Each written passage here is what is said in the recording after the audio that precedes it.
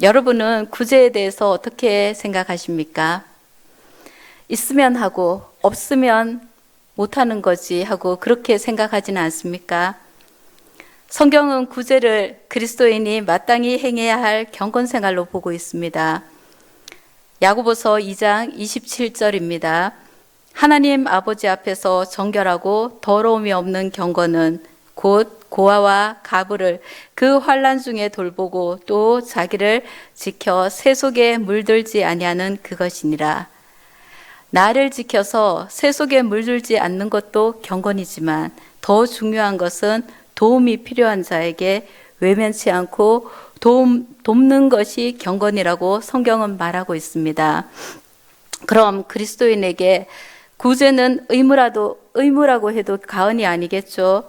그리스도인뿐만 아니라 구제는 인간이 인간에게 줄 수 있는 최고의 선물이요 사랑입니다.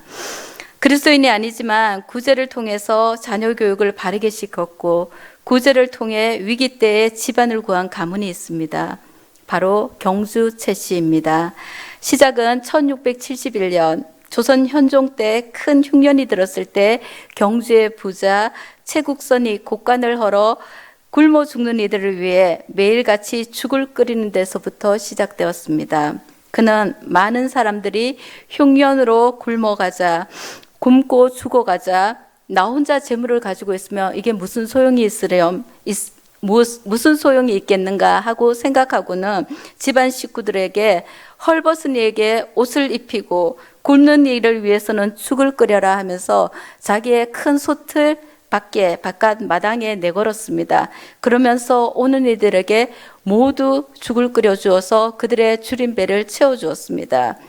흉년은 없는 자에게는 죽음과 절망이지만 가진 자에게는 부를 엄청나게 증식할 수 있는 절호의 기회입니다.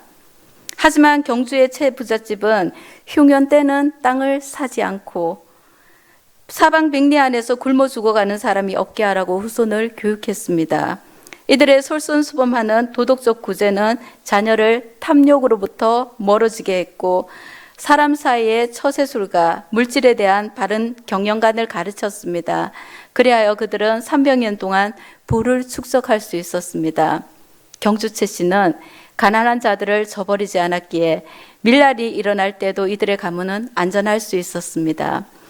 일제강점기 때는 재산을 독립운동 자금으로 만주와 하얼빈에 후원했으며 해방 이후에는 대학 설립 자금으로 모두 돌려 자신과 가문만을 위한 것이 아니라 나라와 민족을 위해 마지막 재산을 사용했습니다. 그리고 깨끗하게 300년 부자로 있은 뒤 부자의 가문에서 내려왔습니다. 그런데 이 구제에도 짝퉁이 있습니다. 마음은 없는데 남에게 보여주기 위해 하는 외식하는 구제입니다. 오늘 본문에서 예수님은 사람에게 보이려고 그들 앞에서 너희 의를 행하지 않도록 주의하라고 합니다. 구제는 하나님이 기뻐하시는 것으로 옳은 것입니다. 그래서 의라고 표현했습니다. 그런데 이 의로운 것을 하는데도 규칙이 있습니다. 바로 사람에게 보이려고 해서는 안 된다는 것입니다. 하나님께서는 구제를 좋아하는 자는 풍족하여질 것이요 남을 윤택하게 하는 자는 자기도 윤택하여질 것이라고 잠언 말씀을 통해서 말씀하셨습니다. 즉 구제에 따른 대가를 약속하셨는데 사람에게 보이기 위해 구제를 하면 이 땅에서의 물질적 복도 받지 못할 뿐만 아니라 무엇보다 하늘에 계신 하나님 아버지의 상급을 받지 못합니다. 여러분이 예수 그리스도를 믿는 이유는 무엇입니까? 성경은 믿음의 결국은 곧 영혼의 구원이라고 말하고 있습니다. 그렇습니다.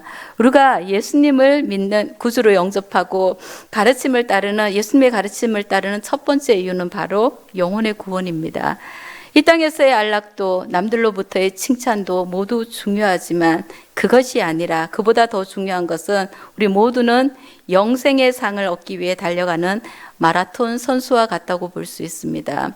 그런데 실컷 달린 그 길에서 상급을 얻지 못한다면 그리스도인으로서 우리가 행한 일들에 무슨 의미가 있겠습니까? 이보다 더 어리석고 불행한 일은 없을 것입니다. 그래서 2절은 그러므로 구제할 때에 외식하는 자가 사람에게 영광을 받으려고 회당과 거리에서 하는 것 같이 너희 앞에 나팔을 불지 말라고 했습니다. 사람들에게 보이고자 의를 행하고 또 그들에게 칭찬과 한호와 갈채를 받기 좋아하는 사람은 하늘의 상급을 이미 받았습니다. 사람들로부터 자기가 원하는 대로 자신의 목적대로 사람들로부터 이미 그 상급을 받았기 때문에 하늘의 상급은 기대할 수 없습니다. 그러므로 우리는 사람들에게 보여주기 위해 구제를 해서는 안 될 것입니다. 뿐만 아니라 사람들로부터 인정받기 위해 하는 구제는 하나님께 인정받지 못한다는 것을 꼭 기억해야겠습니다. 그러므로 우리는 하나님이 기뻐하시는 구제를 하되 사람에게 보이기 위해서가 아니라 구제 받을 자들의 딱한 형편을 헤아리고 긍휼한 마음으로 해야 합니다. 그럴 때 구제를 좋아하는 자는 풍족하여질 것이요 남을 윤택하게 하는 자는 자기도 윤택하여지리라는 말씀처럼 하늘에서뿐만 아니라 이 땅에서 우리의 삶에서도 하나님의 축복으로 이어질 수 있습니다. 또한 구제는 오른손이 하는 것을 왼손이 모르게 해야 합니다. 오늘 본문 3절에서 4절은 너는 구제할 때에 오른손이 하는 것을 왼손이 모르게 하여 내 구제함을 은밀하게 하라고 하였습니다. 유대인들은 위선적으로라도 구제를 행했습니다. 왜냐하면 구제는 하나님이 교회에게 명하신 필수 의무였기 때문입니다. 즉 구제는 예배, 전도, 교제와 함께 교회가 반드시 행해야 할 필수 의무 중에 하나였습니다. 하나님은 오래전부터 이 구제의 의무를 이스라엘 백성에게 외면치 말고 행하라고 가르쳤습니다. 예를 들어 추수 때에 모든 곡식을 다 거두지 말고 밥 모퉁이는 가난한 자와 나그네를 위해 남겨두라고 했으며 매 3년째 11조는 고아와 가부 및 어려운 자들을 위해 구제로 쓰게 하였습니다. 예수님께서도 내게 구하는 자에게 주고 내게 꾸고자 하는 자에게 거절하지 말라고 하였으며 사도들도 가난한 자들을 기억하라고 부탁하신 예수님의 명령을 따라 구제에 실천했습니다. 구제는 구약 시대에도 신약의 초대교회에서도 모두 강조한 교회의 책임 중 하나로 초대교회에 집사가 선출된 배경을 가져왔습니다. 그런데 요즘 우리 교회들을 보면은 구제의 법이 빠져 있습니다. 전도와 예배와 성도의 교제는 활발한데 구제를 교회의 필수 의무로 정하고 가르치는 교회는 매우 드뭅니다. 구제 없는 전도와 예배, 성도의 교제는 하나님을 기쁘시게 하지 못합니다. 또한 사람들에게도 복음의 진리와 그리스도의 사랑을 온전하게 전할 수 없습니다. 구제 없는 교회는 이 사회에서 점점 소외되어 갈 것입니다. 여러분, 초대 한국 교회는 구제 사업을 많이 했습니다. 그래서 사람들은 교회를 우러러 보았고 구제로 인해 복음도 효과적으로 전할 수 있었습니다. 그러나 언제부터인지 모르지만 교회가 구제를 외면하기 시작한 결과 지금 우리 사회는 교회를 경시하는 풍조가 만연해지고 있습니다. 그래서 종교 선호도를 보면 구제 사업을 계속해 오는 가톨릭이 개신교회를 넘어서고 있습니다. 또 사회복지도 한몫을 하고 있습니다.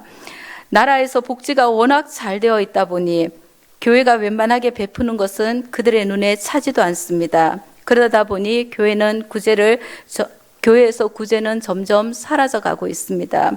그러나 우리가 알아야 할 것은 구제는 교회에게 내리신 하나님의 절대 명령이며 또 그리스도의 복음의 진가를 사람들에게 보여주는 수단이고 복음을 전할 수 있는 통로라는 것입니다.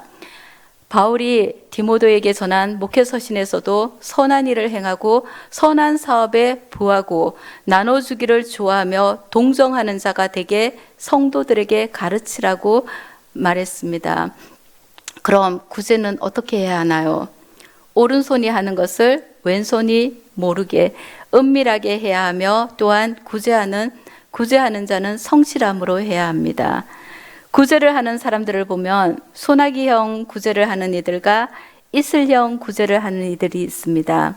전자는 충동적이며 즉흥적으로 감정에 이끌려 어려운 이웃을 한번 돕는 사람들입니다. 즉 감동이 오면 화끈하게 구제하는 유형입니다. 돈도 많이 쓰고 여러 가지로 어려운 이웃을 돕습니다. 그러나 그 구제가 오랫동안 지속되지 못하는 것이 단점입니다. 왜냐하면 대개 이렇게 구제하는 사람은 자기를 알아주기를 원하며 또 자기를 알아주길 원해서 구제하는 경우가 많기 때문입니다. 이와 같이 일시적으로 구제하는 사람을 성경은 장마 때만 넘치고 곧 메말라 버리는 개울과 같다고 표현하고 있습니다. 따라서 성도들은 이슬 같은 구제를 해야 됩니다. 이슬은 은밀하게 밤에 내립니다. 사실 식물들, 특히 고대 근동 지방의 식물들은 소나기 같은 비로 생존하는 것이 아니라 그곳에는 우기때가 있기는 하지만 거의 비가 오지 않습니다. 그렇기 때문에 그곳의 식물들은 거의 이슬로 생존합니다. 밤새 내린 이슬로 그 생명을 유지하고 있는 것입니다. 꾸준하게 내리는 밤이슬로 인해 식물과 동물이 목을 축이고 그 이슬이 모여서 지하수도 형성합니다. 그래서 그 지방의 과일들은 아주 맛있습니다. 이슬로 자랐기 때문입니다. 이슬처럼 비록 적은 것이지만 꾸준히 그리고 은밀하게 불안 이슬을 구제하는 성도가 진정한 구제를 하는 성도입니다. 여러분, 우리는 하나님의 은혜의 이슬입니다. 이 사실을 늘 기억하고 적은 것이지만 지속적으로 이웃을 구제하는 참된 예수님의 제자가 되어야겠습니다. 구제는 하나님께서 꼭 갚아주십니다. 4절에 은밀한 중에 보시는 너의 아버지께서 갚으시리라는 주님의 말씀대로 오직 하나님의 뜻을 따라 은밀하게 구제하는 성도에게는 반드시 하나님께서 갚아주십니다. 먼저 하나님은 물질의 축복으로 갚아주십니다. 가난하고 곤란한 자들을 보살피는 일은 하나님께 구워주는 일이라고 하나님께서 말하였습니다. 성도가 하나님께 구워주었으니 하나님께서는 빚을 진 셈이죠. 그러니 자신의 빚을 갚아야 하잖아요. 그런데 빚만 갚는 것이 아니라 하나님께서는 넉넉한 이자를 쳐서 갚아주십니다. 그래서 구제를 하는 자는 더욱 많이 구제할 수 있도록 하나님께서 물질의 축복을 넉넉하게 주십니다. 성도 여러분, 천국의 경제 원리도 빈익빈 부익부의 원리로 되어진다는 점을 아십니까? 성경은 흩어 구제하여도 더욱 부하게 되는 일이 있나니 가도히 아껴도 가난하게 될 뿐이니라고 하였습니다. 구제는 미래를 위해 우리의 재물을 심는 행위와 같습니다. 따라서 많이 심는 자는 많이 거두고 적게 심는 자는 적게 거둠으로 천국의 경제 원리도 빈익빈 부익부인 것입니다. 하나님은 자신의 물질로 남을 돕기 좋아하는 자를 더욱 부자로 만들어 주시고 가도히 아끼는 자를 더욱 가난하게 만드십니다. 하나님께서 이 세상의 모든 통치권을 가지고 있다는 것을 여러분은 인정하십니까? 재물 얻을 능을 주시는 분이 하나님이시고 그리고 우리에게 하나님께서 원하시면 얼마든지 축복하시고 있고 또 하나님 마음에 들지 않을 때 하나님 보시기에 악하게 재물을 사용할 때 그것을 당장에 뺏을 수도 있습니다. 그 자유가 하나님께 있습니다. 우리는 이것을 기억해야겠습니다. 사도행전 9장 36절에는 도르가라는 구제를 많이 한 여성도가 나옵니다. 그런데 그가 죽자 그에게 도움을 받았던 자들이 베드로에게 찾아와서 그를 살려달라고 요청합니다. 결국 그는 도움을 주었던 자들의 요청대로 베드로의 기도로 살아납니다. 하나님께서 남을 위해 구제하고 헌신한 도르가에게 은혜를 베푸신 것입니다. 이처럼 하나님께서는 구제하는 자를 귀하게 여기시고 그에게는 때를 따라 돕는 은혜로 함께 하십니다. 설령 죽은 자도 살린 것처럼 그의 목숨도 하나님께서는 연장하셨던 것입니다. 마지막으로 구제하는 자는 영생의 복을 받습니다. 마태복음 25장에는 종말의 심판과 관련하여 양과 염소의 비유가 나옵니다. 거기에 보면 양은 영생을 얻고 염소는 영벌을 받습니다. 그런데 그 양과 염소의 기준이 무엇인지 아십니까? 바로 구제입니다. 즉 양으로 비유된 성도는 헐벗고 줄인 이에게 입을 것과 먹을 것을 주었고, 염소로 비유된 성도는 그들의 필요에 응답하지 않았습니다. 바로 구제를 소홀히 했던 것입니다. 그렇습니다. 참된 구제는 이 땅에서뿐만 아니라 영생의 복을 누리게 합니다. 사랑하는 성도 여러분, 하나님은 결코 성도들이 이웃에게 베푼 구제를 잊지 않으십니다. 주라, 그리하면 너희에게 줄 것이니 누르고 흔들어 후이 넘치도록 너희에게 안겨주리라. 주님께서는 말씀하셨습니다. 하나님은 구제하는 이에게 놀라운 은혜와 몇십 배의 축복으로 되돌려 주십니다. 이 원리를 기억하고 이웃에 대한 변함없는 관심으로 구제하여 오늘의 복으로 내일의 축복의 씨앗을 심는 지혜로운 저와 여러분이 다 되어야겠습니다.